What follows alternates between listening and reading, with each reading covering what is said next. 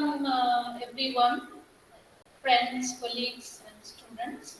So this is the fourth talk in our series that we have as a part of the Azadi Ka Mahotsav on the theme of illustrious scientists in the pre-independence era. So it's the fourth talk on that. And this talk is somewhat special because it has been organized jointly by this series as well as the Gender Equity Committee we have in our center, because this talk is going to be about an illustrious scientist who by gender belong to the so-called minority section. So it has a special importance. And about the speaker, it's a bit difficult for me to really introduce the speaker because she was my classmate and a very good friend for a long time. So evidently it becomes a difficult task when you try to introduce your own friend. So as profession, she is a very fine, high energy and neutrino, very well-known neutrino physicist and very accomplished scientist. And she has in her credit the fellowships of all the Indian Academies of Sciences and also the World Academy of Sciences and Jessie Bose Fellowship. So the kind of accolades one can think of in the Indian scenario. And she is also now the chairperson of the Gender in Physics group, which is hosted by Indian Physics Association. And she has been associated with many of the activities related to the gender-related issue, being a part of the committee that has been also set up by the Indian Academy. And she has contributed in various articles and being a part of various meetings and conferences on the gender awareness on this very issue. So it is very pertinent that today she is going to talk about Biba Chaudhary, which in one of the newspaper article it was said like a forgotten legend.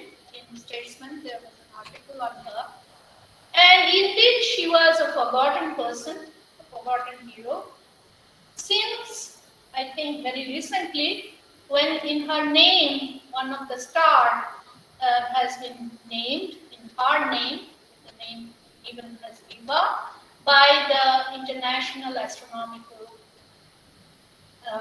Society. And so I think we are going to hear from Srubabati more about her, the struggle, especially in the pre-independence era, which of course was stressful and much more struggle than the recent time.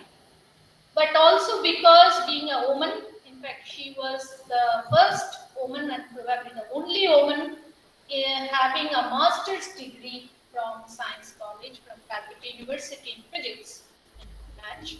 So that struggle became even more difficult. So we are all looking forward to hear about that struggle and achievement. So Srubabati, now the floor is yours. Thank you, Professor Shubhadar Gupta, for the kind introduction and also for inviting me to speak in this in a very prestigious series and important series. I also thank Dr. Rajiv for the invitation. And with that, let me go back to my talk.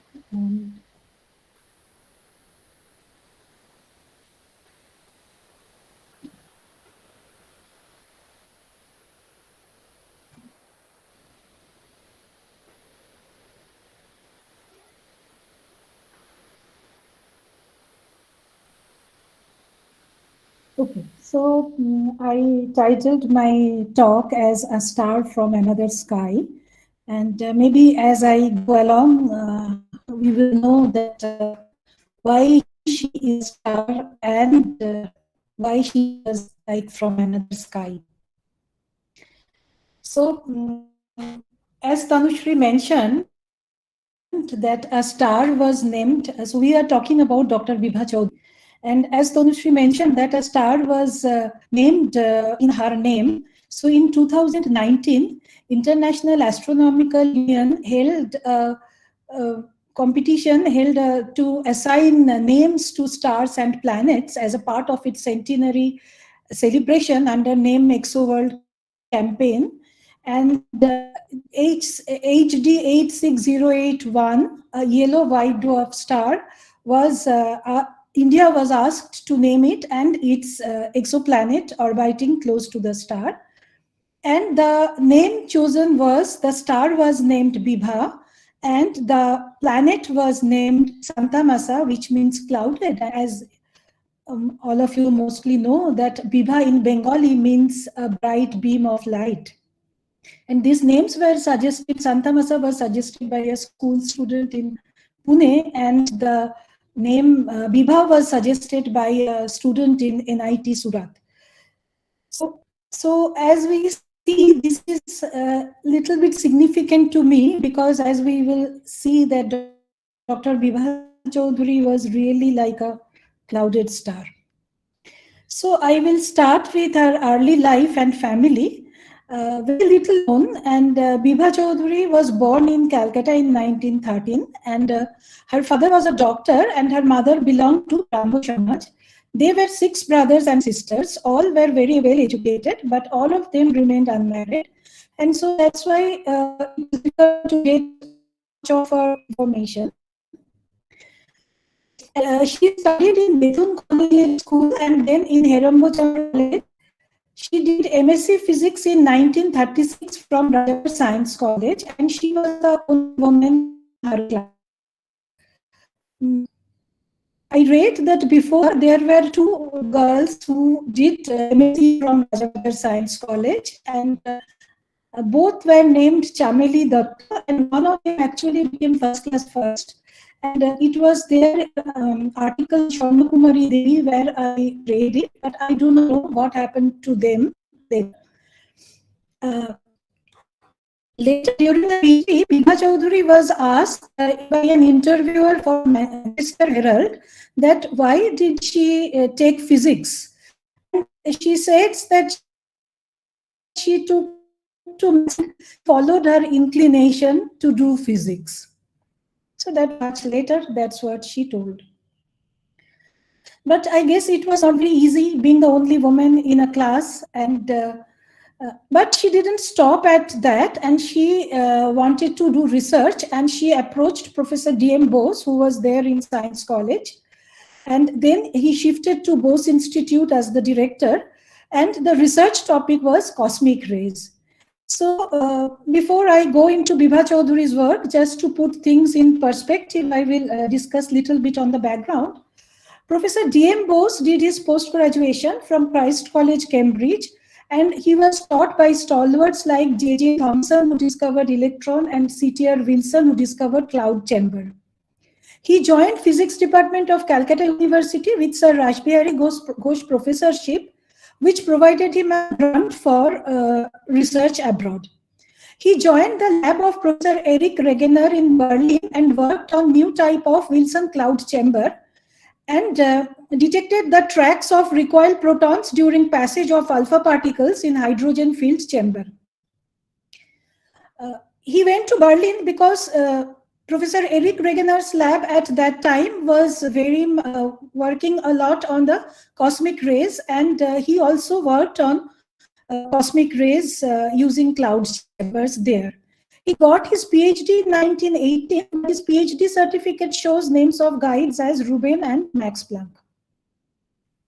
So, cosmic rays are high energy charged particles, mainly protons and atomic nuclei, and they produce electromagnetic showers consisting of charged particles and photons entering the Earth's atmosphere.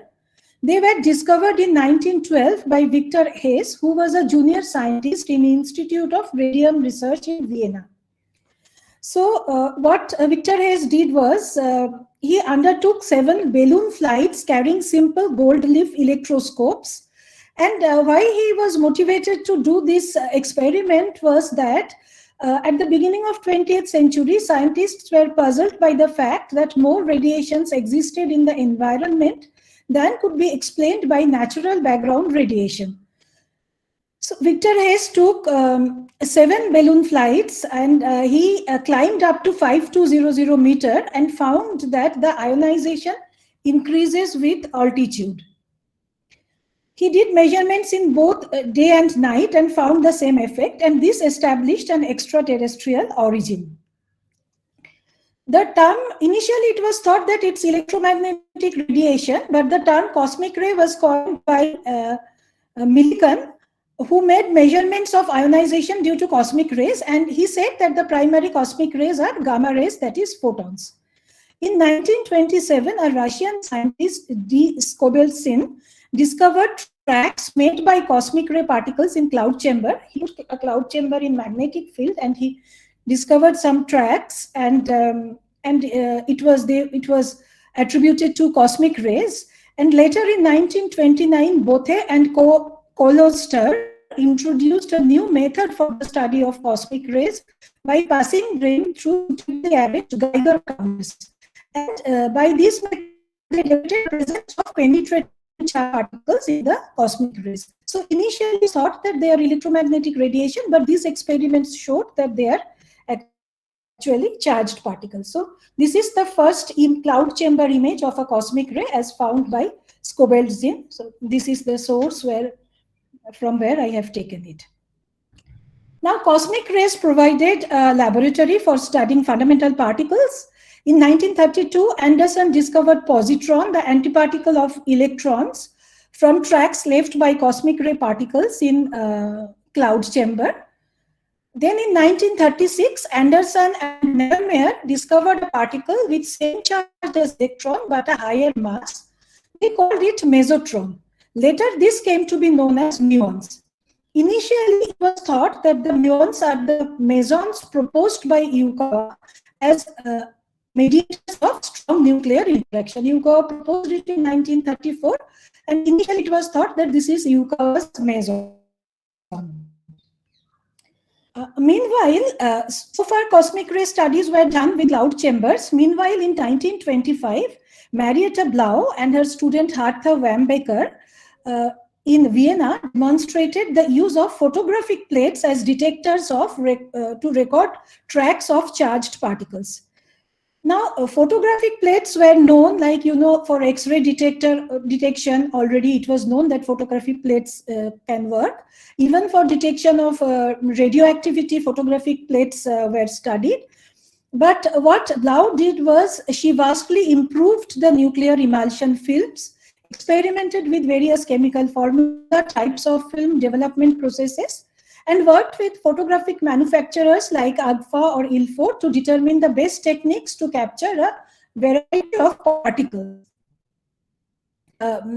Interestingly, they refer to a paper by Bose and Macaulay, by Bose, and another paper by Macaulay, by D.M. Bose.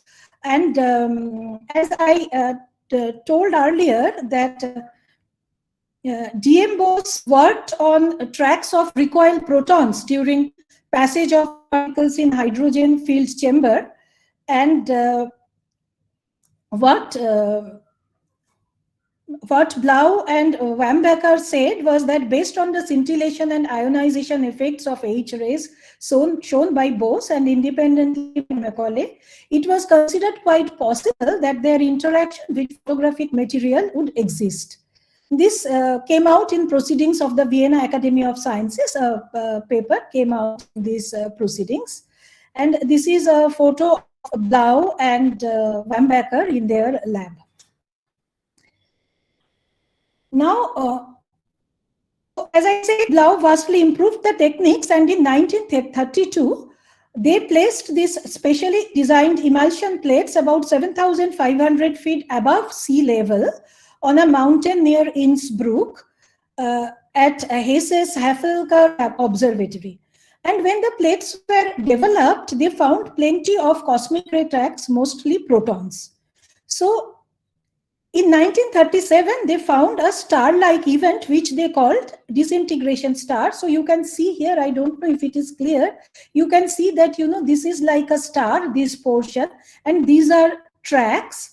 So this was the evidence of disintegration of heavy nuclei by cosmic ray protons. So these cosmic ray protons interacted with the material of the film, maybe silver or bromine, and they produced this, they had this disintegration.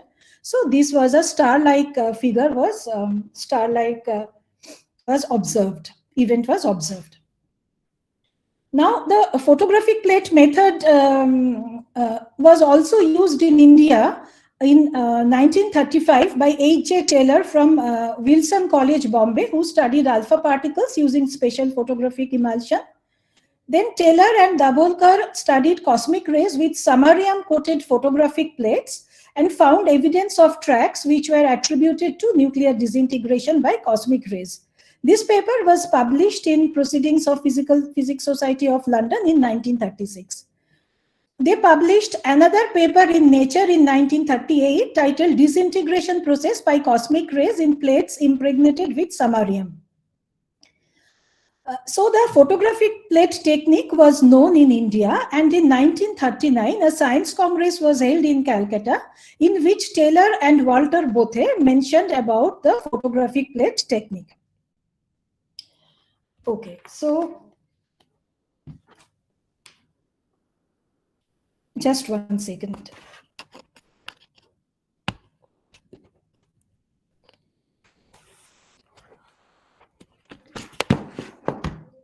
My computer is just 1 second.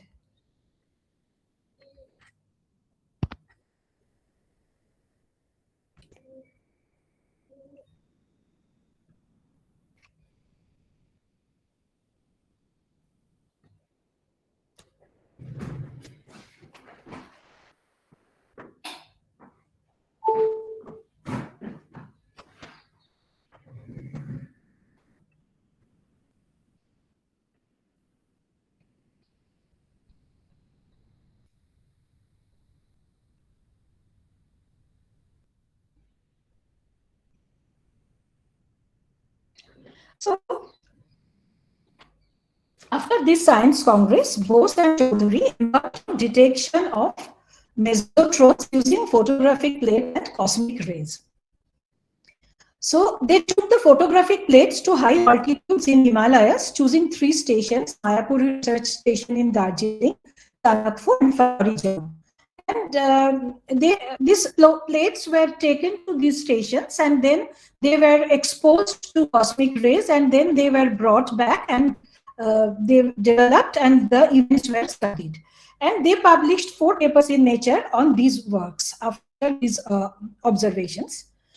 And these 4 papers were published in Nature, and these are the titles of the paper: Photographic Plates as Detectors of Mesotron Showers, Origin and Nature of Heavy Ionization Particles Detected on Photographic Plates Exposed to Cosmic Rays, A Photographic Method of Estimating the Mass of the Mesotron. 2 papers of the same title was published in 1941 and 42. So during 1940 to 42, they published 4 papers on this topic. And so what did they find? So if you see that this is the ionization track that they observed in Ilford plates. So they used what is called half-tone plates, which had nuclear emulsion on one side. You can see a star-like event here, which I showed, which Blau and Wambacher had observed. And so they found heavy ionization tracks found in Ilford new half-tone plates kept exposed to cosmic rays, and Sandakphu were chiefly due to mesotrons. That's what they did in the first paper. And so this is the kind of a track, and they can, depending on the mass of the track, the curvature of the track will depend on the mass. And so you can see that there can be different track bendings. And so they used all these, and they compared it with tracks due to protons of known energies on similar plates, and they said that we found mesotron tracks. So they called it mesotron tracks. All their paper called it mesotron. Then they estimated the mass of this mesotron, and in 1941 Nature paper, the mean mass of the mesotron was found about 81.9 plus minus 21.3 MeV. So that is close to the muon mass. And in 1942 Nature paper, they recalculated the values, making some corrections they thought should be made to their calculation in the first paper. And then they got a mass in this range, about 110, 171, 159. And the pi mass is about 140 MeV. And they mentioned about pion or the meson, Yukawa's meson, in these Nature papers. Although there are some notes of transactions of both institutes where Bibha Chaudhuri had mentioned about Yukawa meson, but I checked the Nature papers also, and I have checked whatever I have read. Never they have mentioned, because all the papers were titled mesotrons. And at that time, the muons were called mesotrons, but sometimes they found the, see, this mass was close to the muon mass, but this mass was on the higher side than the pion mass if they calculate the mean mass. So the thing is that they have seen some new tracks. So at that time, what they said was that they could not distinguish between muons and protons. However, they might have seen pions, but they didn't have the experimental resolution to distinguish pions.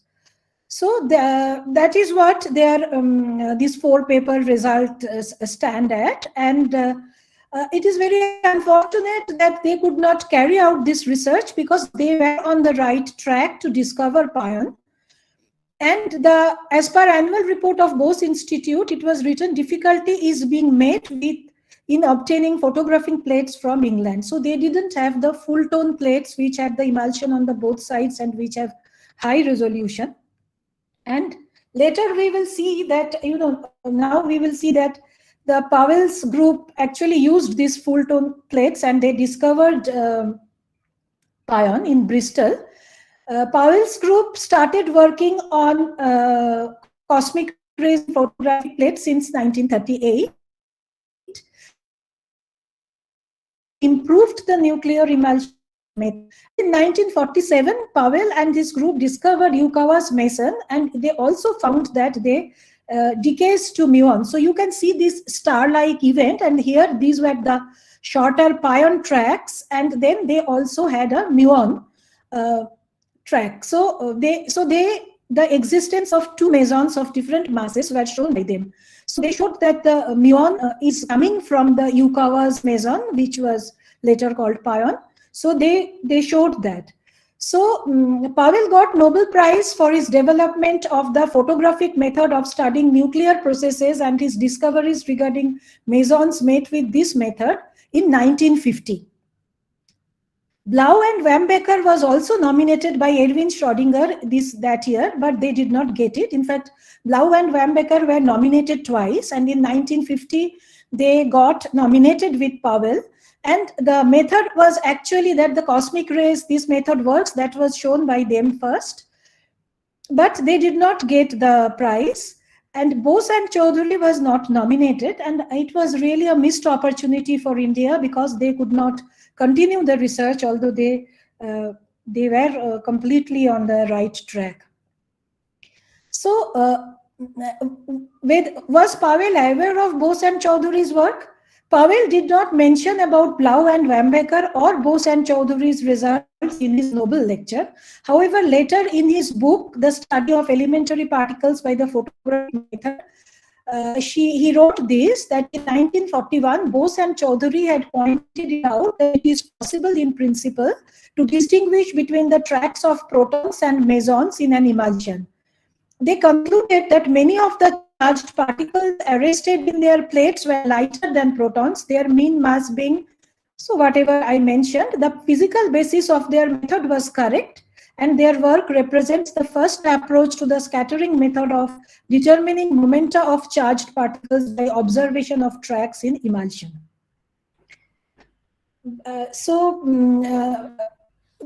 Blau and Wamberger were not even mentioned in the noble text, although there are many others who were mentioned. So that is also considered that, many times I have read many articles where it was considered that it was, justice was not done to Blau and Wamberger because they also deserved the Nobel Prize. And Blau was, it's a very tragic life. She was not only, it was not only a gender discrimination, it was also a racial persecution. So it is, her life story is really tragic. So now, since it was realized that the work cannot progress further. So then Bibha Chaudhary decided to go to Manchester to work with PMS Blackett, who won the Nobel Prize in 1948. And Bibha Chaudhary went there, I think, around 1946. I have to check that. Yeah, I think around 1946 she went there. And so it is not clear whether she had any scholarship from there or whether she went with her own money. But what it shows is that, she knew that, what are the, because she started that work and she knew where the good work is being done, and she was very determined to do, and the work wise, and to realize her goal, and to to do the best research in the in cosmic ray physics. That was her goal. So she in Blackett's lab, she worked on penetrating particles associated with extensive air showers of cosmic rays. And this is the title of her thesis, Extensive Air Shower Associated with Penetrating Particles. And she submitted her thesis in 1949, but she was awarded in 1952. It is not clear why there is this delay, because I read in some articles that historians who wrote a biography of Bibha Chaudhary, they tried to find out from University of Manchester that whether there was any problem with the thesis, but they said that no such thing was found in their records. And it is possible that because she came back, and that's why it got delayed. So, so just to understand her work, we will see what is an extensive air shower, because she continued working in extensive air showers later also in PRL.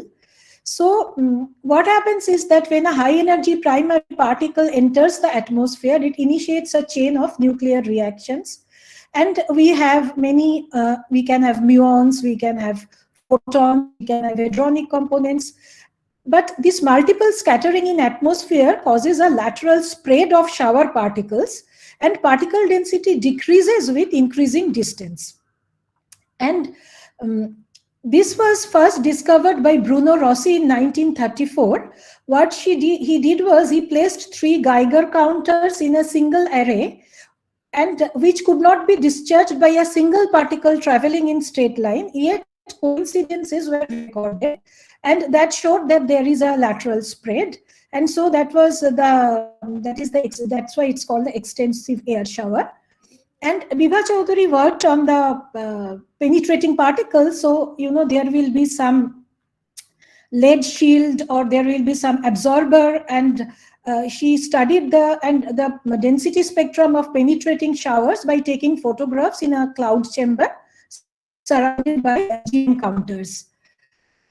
In the summary of her PhD thesis, she wrote that the penetrating particles are mainly produced in the local absorbers and do not come from air along with other soft shower particles. She published 2 papers on her PhD thesis work, including one in Nature, and that was single author, and in which it was concluded that the density of penetrating events is proportional to the average probability that a single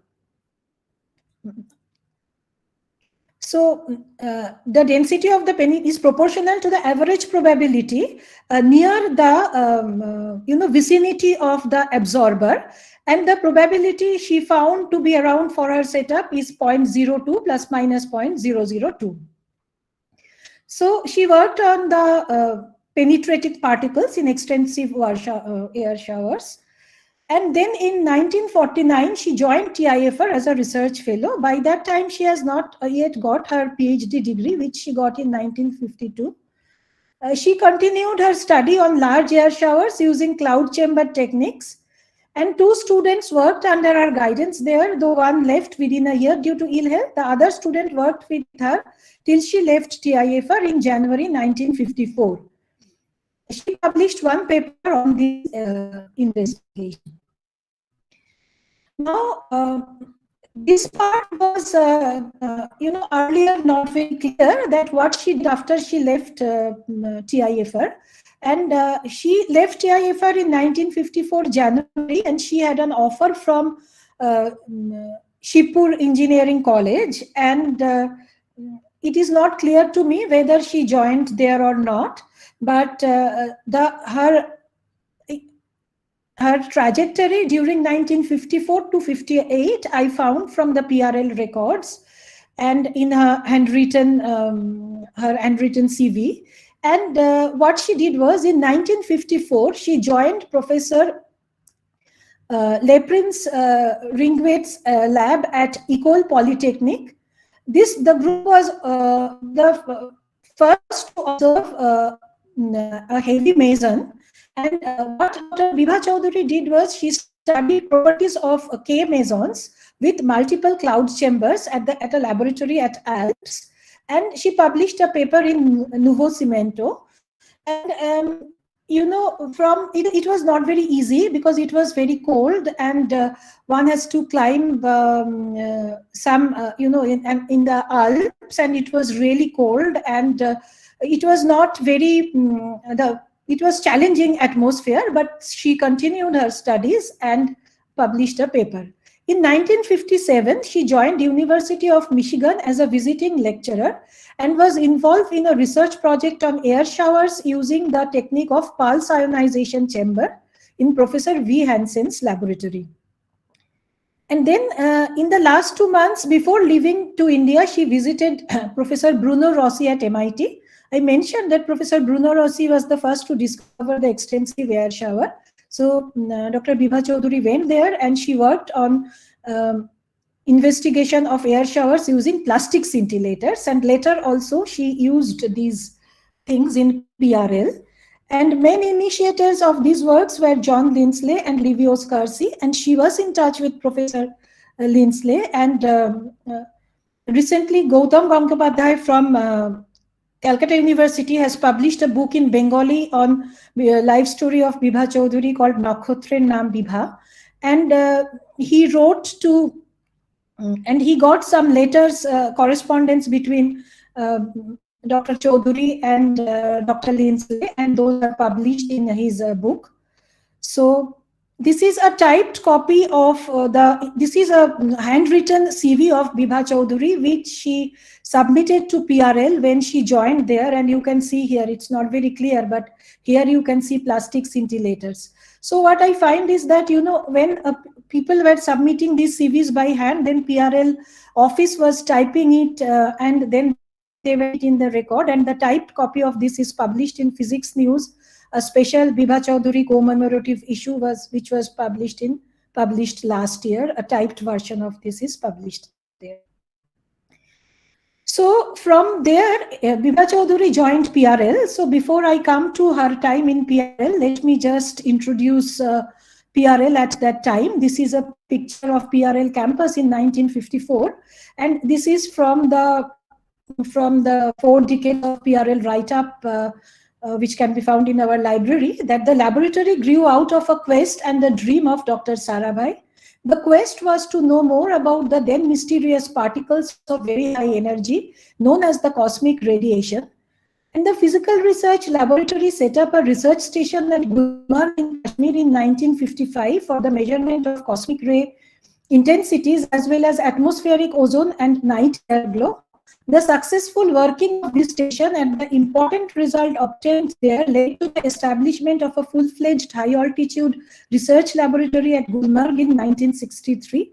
In addition to Gulmarg, Dr. Sarabhai also had set up outstations of PRL at Kodaikanal and Trivandrum to continue the investigations of cosmic ray time variations.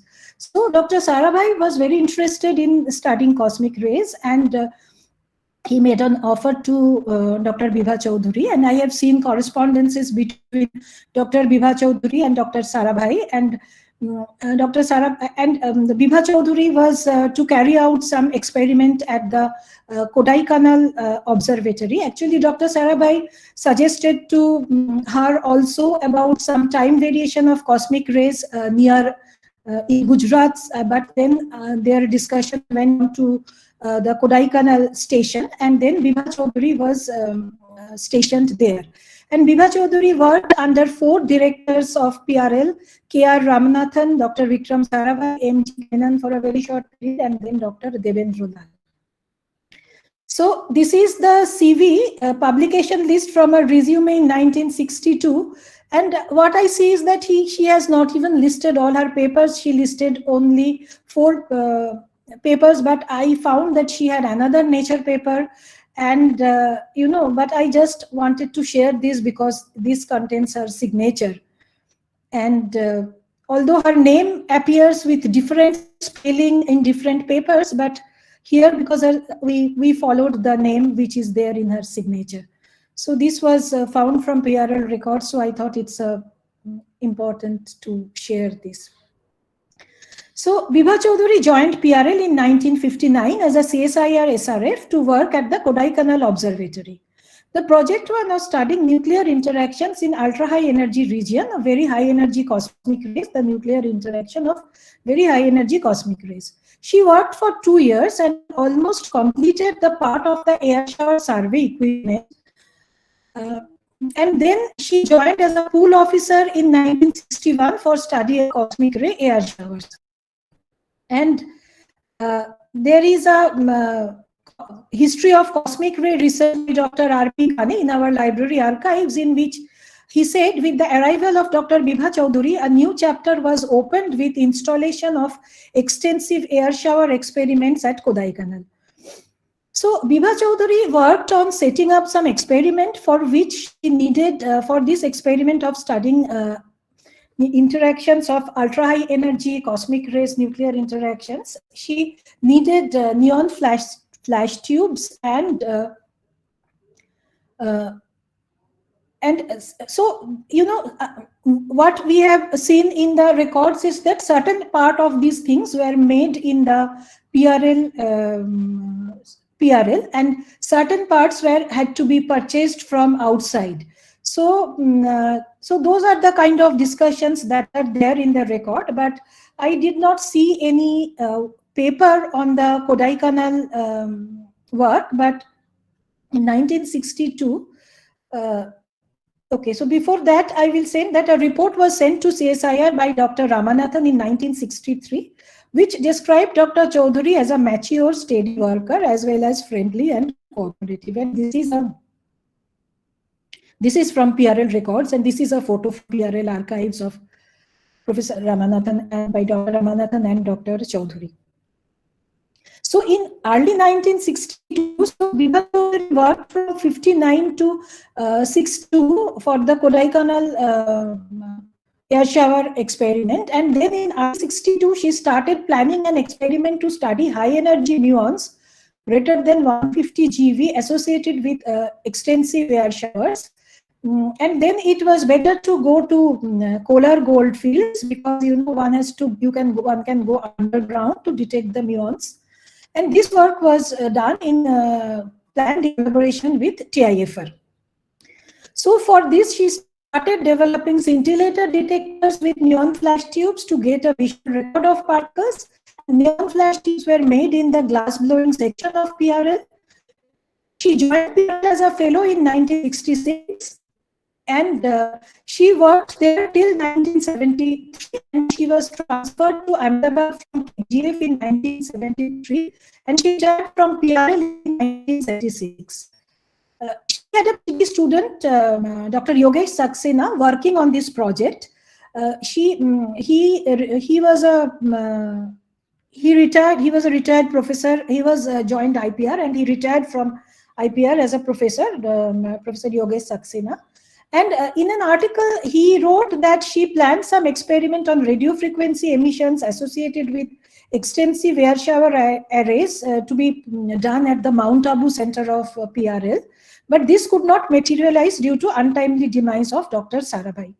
In the PRL records that I checked, I did not find any documentation of this, but Dr. Saxena must be knowing because he was student of Dr. Chaudhary. Now, very briefly, the experiment was, that there was an underground detector with plastic scintillator and neon flash tubes and photomultiplier tubes. And they measured the variation of total number of muons with energy greater than 150 GeV. And they published 3 papers out of this work. And these papers were published in Proceedings of Indian Academy of Sciences and Pramana. But Dr. I heard in a talk by Professor Saxena that he said that Bibha Chaudhary wanted to publish the papers in Indian journals. But he said that these papers were very good, but Bibha Chaudhary wanted to publish the papers in the Indian journals. So this was her PRL chapter, and then she left PRL in 1976, and this is a group photo of Bibha Chaudhary with her PRL colleagues, and Dr. Saxena told about her is she had an incredibly good understanding of the subject and was of great help in analyzing and interpretation of the experimental data. Bibha Chaudhary also taught Dr. Kasturi Rangan, and this is what he said. Her way of teaching helped us very much on the aspects of problem solving, thinking originally, and using your own understanding of the basic principles. So there are many stories about Dr. Chaudhary, which Dr. Saxena has narrated in a talk that I heard and in his article in the special commemorative physics news issue on Bibha Chaudhary. And he said that, people were afraid of her because she was very strict. And when he expressed an interest to join her, then his batchmates said that, that she is very strict. But Dr. Saxena wrote that, Bibha Chaudhary was very kind and very concerned, and she was always, concerned about small things.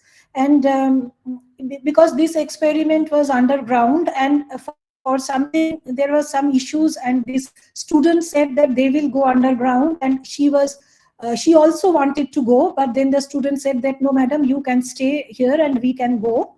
And she stood until they came back. And he also Bibha Chaudhary was not registered with Gujarat University, and so Dr. Saxena could not register with her. So he registered with Dr. Sarabhai, and like it was that kind of atmosphere and that kind of attitude she has, that the physics is most important. And so Dr. Saxena in PRL records was never registered. Bibha Chaudhary was not registered in her as his guide in PRL records. And another story that he narrated was that, so after he registered in Gujarat University, then it was found that they need one foreign language. And then because Bibha Chaudhary was in France and she knew French, so she helped him with that. So these were the kind of, human side of her, which Dr. Saxena narrated and wrote. And then she came back to Calcutta after retirement in 1976. She continued to work with scientists from Calcutta University, SINP, VCC, and IACS. And this the she worked on understanding nucleus interactions at high energies and published about 6 papers. And her last paper was published in 1990 before she passed away in 1991. So this is a photo of Dr. Bibha Chaudhuri with her with some male colleagues in an international conference at Pisa in 1955. Bibha Chaudhuri was already in France, so I think she went there from France. And this is the from the book Cosmic Quest by Shukumar Bishwas. And I would like you to ponder with this photo 2 minutes and think what it tells you. Like I don't know, like the photo is little symbolic, like the way like this is a kind of all male discussion, and she is kind of a bystander, and that's the impression I get. It may not be true, because many times we interpret in our own way, but somehow this photo seemed very symbolic to me. So I studied in science college, and I studied in Rajabajar Science College. I uh, I was I am a scientist in PR. I am in PRL for the since 2008, and I am closely as I was also in Shah Institute for a few years, and I am closely associated with TIFR, and I had never heard of her until recently. And that is really a matter of deep regret and shame. And I find that she was staying in a place, her house was in a place called Broad Street. And I studied in Patobhavan School, and my house is in Hajra Road. And it's just midway, and even you can walk. And such a role model existed very close to us, but we never knew about her. And that is what is, very, very surprising for me. There are a lot of discussions on the Nobel Prize, but the Nobel Prize, if you read the papers, they never mentioned actually with conviction that they have seen mesons. And Nobel Prize, I feel, is a kind of a missed opportunity because they could not continue the work. And but this completely wiping out her name from the history, that I find like really very, very strange, and I don't know why that happened.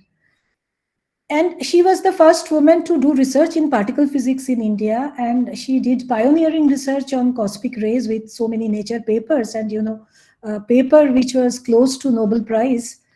And this was a pre-independent India, and she went abroad, did experimental research in a male-dominated field, and it showed exemplary courage and conviction. And it is completely a mystery that why she was so invisible and she was so hidden.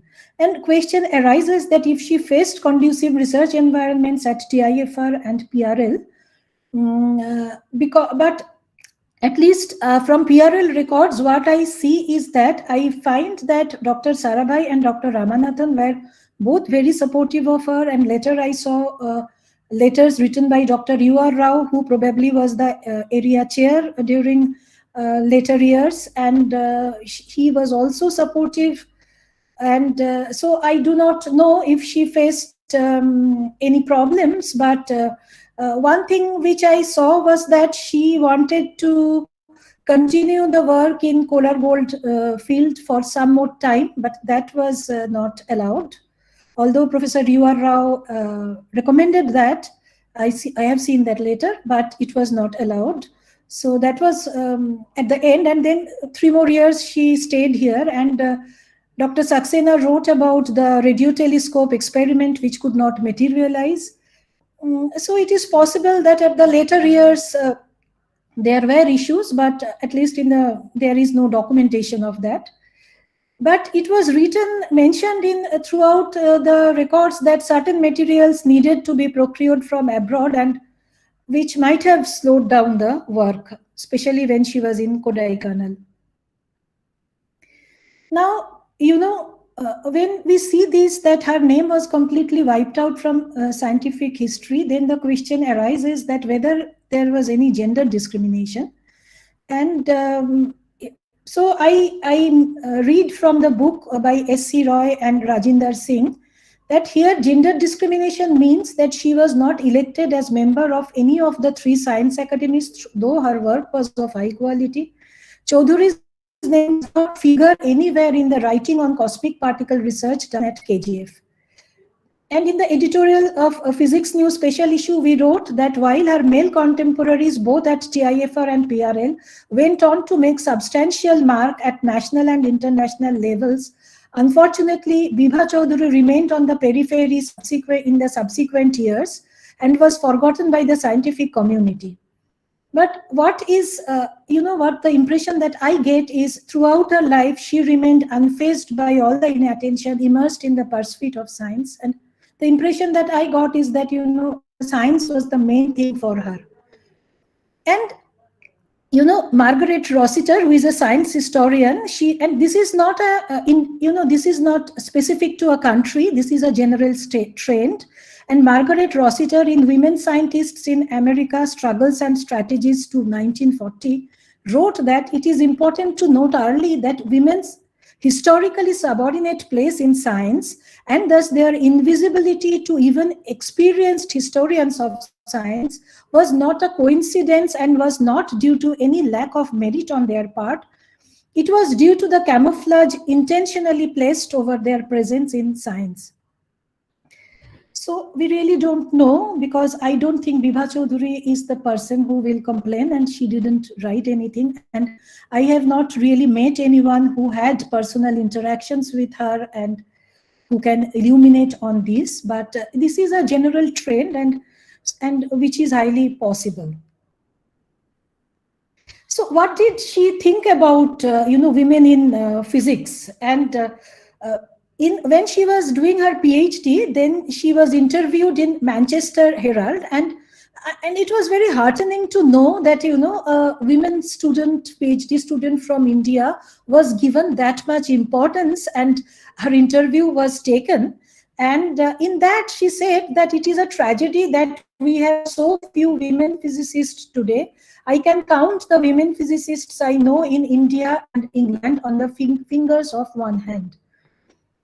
And we ask this question, that has the situation changed? And of course, the situation has changed a lot.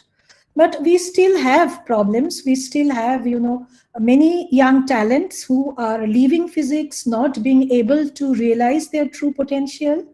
And we have to learn from the life stories of Bibha Chaudhury and people like her, that how to make physics and science more diverse. So as I said, that the story of Bibha Chaudhury remained largely unnoticed, and there were maybe a couple of articles here and there in Calcutta or in some newspaper. I got the mention about them, but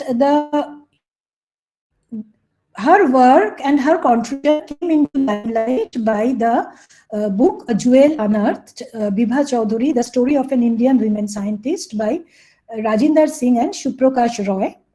This was published in 2018 in Germany, and an Indian edition was published last year by TIFR and TIFR Alumni Association to make it more accessible. And so this book was instrumental in bringing her contribution to the limelight, and then the star was named after her. And this year, last year in 2021, Indian Physics Association brought out a special issue of Physics News to commemorate the works of Bibha Chaudhury, and I was a guest editor for this issue. And that I am very thankful for this issue, because Because of that, and because of a special lecture that we arranged in PRL, I went through the PRL records, and I got a lot of information which were not known. And in this issue, we tried to showcase both the scientific works done by Dr. Bibha and the sheer leap of courage it must have taken almost a century ago to plunge in a male-dominated field in order to pursue science. And this microhistory does not intend to push for individual exceptionalism, but looks to the past to collect the stories of women like Bibha to create an intergenerational network of solidarity. And this aspect was further emphasized in the issue by articles from both senior and junior women particle physicists in the country. And the issue also contains a history of women in particle physics and women in physics in India. So this is the link, and you if you are interested, you can please take a look. There are many interesting articles. And last year, a chair professorship was also in 2020 in name of 11 women scientists, and Dr. Bibha Chaudhuri featured among that. Although I have not seen any more progress on this, but this came in the newspaper. This was by the government of India, and they had some chair professorship in the name of 11 women scientists to be taken in select institutes. And because Bibha Chaudhuri worked large part of her career in PRL, since last year we started a Dr. Bibha Chaudhuri Memorial Lecture to celebrate eminent women researchers in the field of science, technology, social science, and to pay our homage to this pioneering scientist. And the first lecture was delivered on 31st March last year by Dr. Archana Sharma from CERN, a high energy. Dr. Archana Sharma is a high energy experimentalist. And the second lecture will be on 9th February this year by Professor Gagandeep Kang. So with this, I come to the end of my time and the end of my lecture, and I will end by telling a poem, and I can tell it in Bengali. When we were arranging this Bibha Chaudhuri Memorial Lecture, and I wanted to write her, about her, and I wanted to be correct and check the records, and there were certain gaps. And then when we did the physics news Bibha Chaudhuri special issue, also I checked the records, and somehow I was thinking that what she would have thought, it is in PRL where she was, and in PRL we are trying to revive her memory. And I kind of felt an invisible bond, because we had so much similar trajectory, and which can be expressed maybe by this poem that আজি হতে শতবর্ষ পরে কে তুমি পড়িছ বসে আমার কবিতা খানি কৌতূহল করে. So it's not 100 years yet, and it was not a poem, but it was her scientific work which I was going through, but somehow I felt an invisible bond with her. So with that, I would like to acknowledge this book, The Jewel Unearthed, and the Bibha Chaudhuri commemorative special issue in the articles by Srubabati Chaudhuri and Y.C. Saxena, and the book Nakshotrer Naam Bibha by Gautam Gangopadhyay, also our director for permission to use information from PRL records, also several sources in internet and Wikipedia. All these helped me in preparing the lecture. Thank you. Thank you so much, Professor Goswami, for a very nice and very informative. There are so many rare photographs we got to see and so many informations. So let me first ask, I think in the chat box there is one request whether the slides can be shared, and indeed the whole talk has been recorded and it will be put in the link. So anybody who really wants to have an access to this talk later on, it's possible. Please go to the link even in our website. But let me first ask the online attendees, is there any question or comment?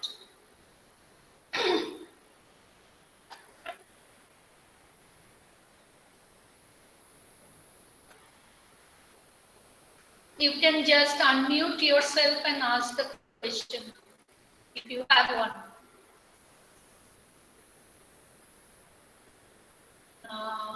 So if that is not the case, may I request Professor Lahiri and comment. Um, am I audible? Yes. Am I audible?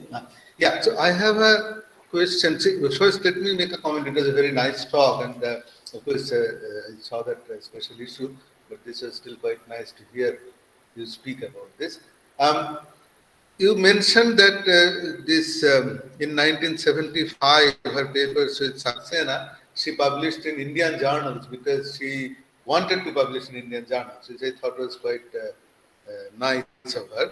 I was curious, in the say in the 50s and 60s, where was she publishing? Was she publishing in foreign journals or in Indian So journals? when she was in UK, then she published in Nature one paper, and then she published in Nuevo Cimento. One paper was there in Nuevo Cimento, but after coming to India, the papers, at least from PRL, were in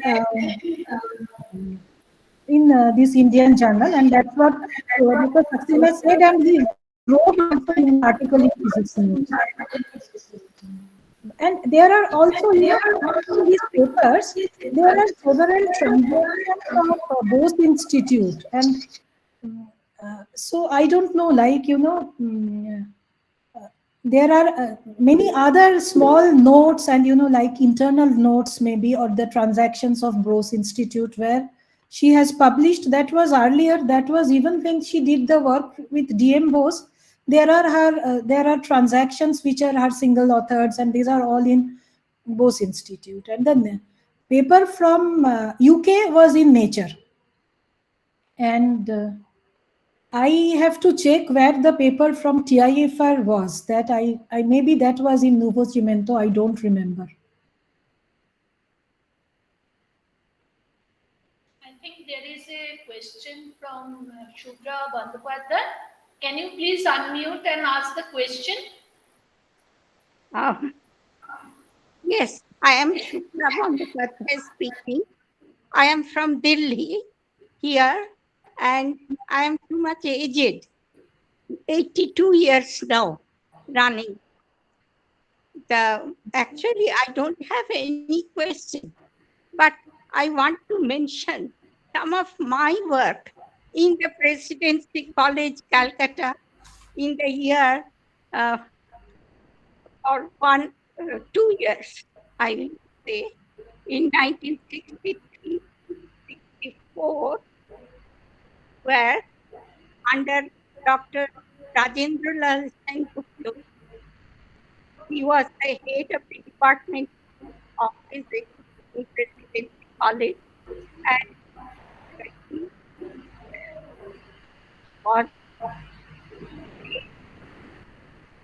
student of CMS bracket, and uh, uh, worked with bracket now. Now I am here grateful to Dr. Rajendra Lal Sen and that's and I and Dr. are not now. Uh, and he made neon tube photo chamber here in the cocktail laboratory of Dr. R.L. in President College in the year 1962. Or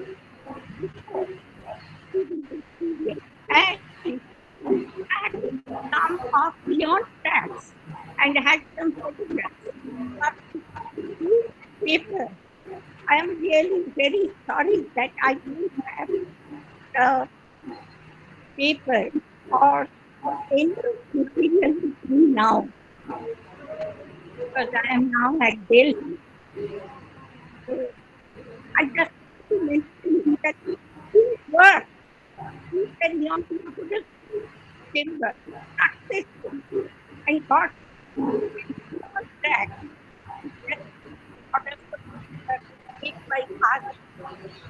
And far,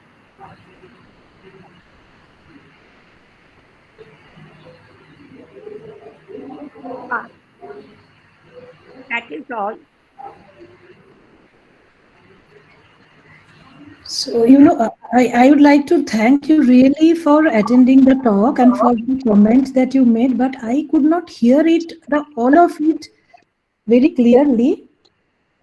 And, if you have some address or something and you can send it to from where you got this, then I can be in touch with you. Amitabh, could you hear her properly? I somehow could not hear her properly. In fact, we all had problem hearing her. Hmm. So, Dr. Bandapatra, so if you can leave your message with her, with us, we can send it to Professor Goswami. We'll be very happy to have in touch with you because whatever we could listen, we could just gather. You did your research with Rajendra Lal. Yes. Yes. So Send it to me. that is what we could gather. Afterwards, somehow your voice was breaking, so we could not get complete version of yours. But we'll be very happy to be in touch with you because from those generation, the women physicists, we are really trying to get in touch with them. So Yes. please do email us. You can go to the SNGO Center webpage and email us and let us know some I details about you. also And wrote my thanks email also. address. Yeah, this is the email address of the speaker. So you can also get in touch with Professor Goswami, but we will be very delighted to have your details. Is there any further question or comment? Yes, please, please let me have that email address once again. I have Okay. typed my email ID. Yeah, Yeah, yeah. You Please can note get it in touch down. with us. yeah, please give me one more. In the note, I have in the chat box, I have typed sruba@prl.west.in. Sruba at PRL. SRUBA, yeah, at prl.west.in. Okay, okay, I will try to find it out. Yeah, yeah. Uh, I have one question in the sense that was she ever been a full professor? It was not very clear to me because in TIFR she was some research fellow, and then in PRL initially I think she was full officer, but then probably she became faculty. But I was not also clear that she was not like a registered supervisor in the university. So it's not very clear whether at all in her entire career she became a full professor. Yeah, that is a important question. Actually, she joined as fellow. Then, as far as I could find, these papers are like sellotaped and all. I think she became reader, but I don't think she became full professor. And I also read that Professor Ramanathan had said that she should be given a certain scale which is commensurate with her experience when she started. So at the starting, the proper scale which was given to others, that was given, and that communication I have seen. I think she became reader. After that, I don't see. But this registration in Gujarat University as a is a little tricky thing. Like I also could not register as yet because there were a lot of things needed and it takes some time. And earlier, I don't know how it was working. But I have seen that later on she became a registered guide in the university. So that was not related to the her designation. That may be the procedure, or she might have applied late. But I don't think she became professor in PRL. I don't see that in the records. But I should check. I also tried to look for it, but I don't think it was there. Yeah, that's all. These are real pity because really, she is kind of a forgotten hero. I mean, in Indian science, why she was not recognized and all that, that's a matter of real concern. But we hope that with time, all these, correction measures are being taken now, and such things are becoming less and less common, that being forgotten. All that simply because of your gender and all that. So, if there are no further questions, I don't see any more hand raised. Let me thank Professor Goswami once again for the very informative talk. And those who did not attend today's talk, so please, those who have attended the talk, please tell your friends and colleagues to listen to the recording that will be available in our website. Thank you once again. Thank you so much. Thank you. Thank you. Thank you.